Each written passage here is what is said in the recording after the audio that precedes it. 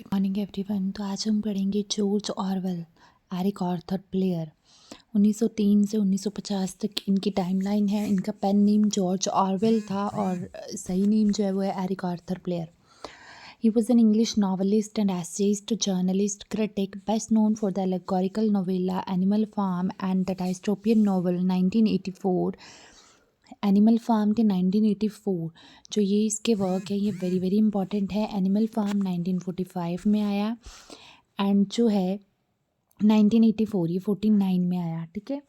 Burmese days जो है ये फर्स्ट नॉवल था किसका, ऑरवेल का। आप देखो बर्मीज डेज के बाद आता है क्लर्जीमैन्स डॉटर, ये इंपॉर्टेंट वर्क्स हैं।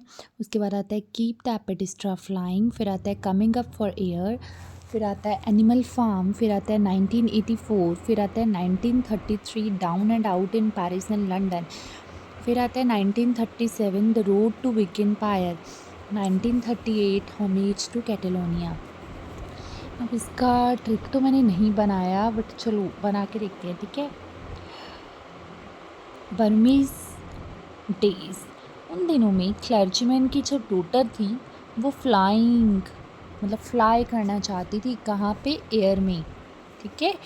और हवा में उड़ना चाहती थी। तो उसको क्या दिखा, एक एनिमल फार्म दिखा जो कि कब का बना हुआ था, 1984 का। कहाँ पे दिखा, जब वो फ्लाई कर रही थी ना एयर में, तब उसको दिखा, जो कि कहाँ पे था, पेरिस एंड लंदन में था। उसके बाद वो रोड किधर को जा रही थी, बिग एम्पायर को जा रही थी। फिर वो कहाँ पे पहुँच गई, कैटेलोनिया के घर पे। ठीक है। ऐसे करके मैंने ट्रिक बना ली। अगर आपको अच्छी लगे तो ठीक है, नहीं तो आप वैसे लर्न कर लेना भाई। मैंने ये बताया कि बर्मीज़ के दिनों में क्लर्जीमैन की डॉटर फ्लाई करना चाहती थी हवा में, तो वो उड़ रही थी। उसको मतलब जब वो फ्लाई कर रही थी, उड़ रही थी, तो उसको क्या दिखा, एक एनिमल फार्म जो कि कब का बना हुआ था, 1984 का।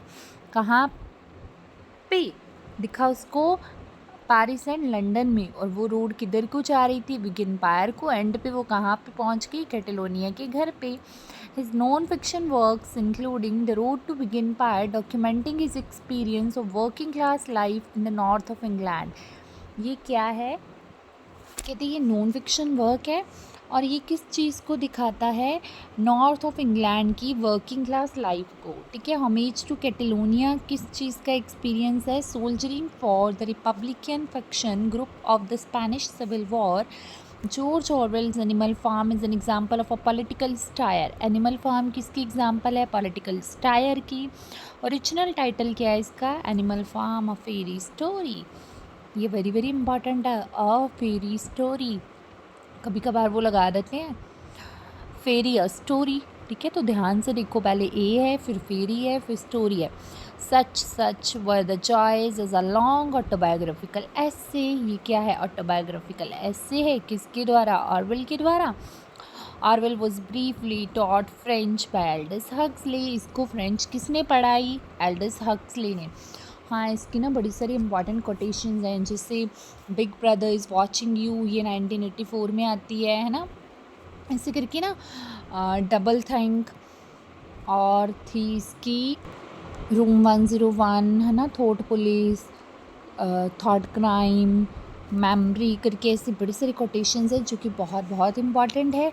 और अगर आप स्टोरी पढ़ना चाहते हो तो इन दोनों की बहुत ज़रूरी है, एनिमल फार्म एंड 1984 की।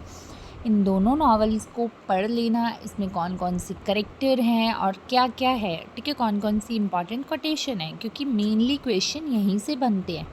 ठीक है। एक हमें ये याद रखना है कि इसका फर्स्ट नॉवल कौन सा है, बर्मीज़ डे।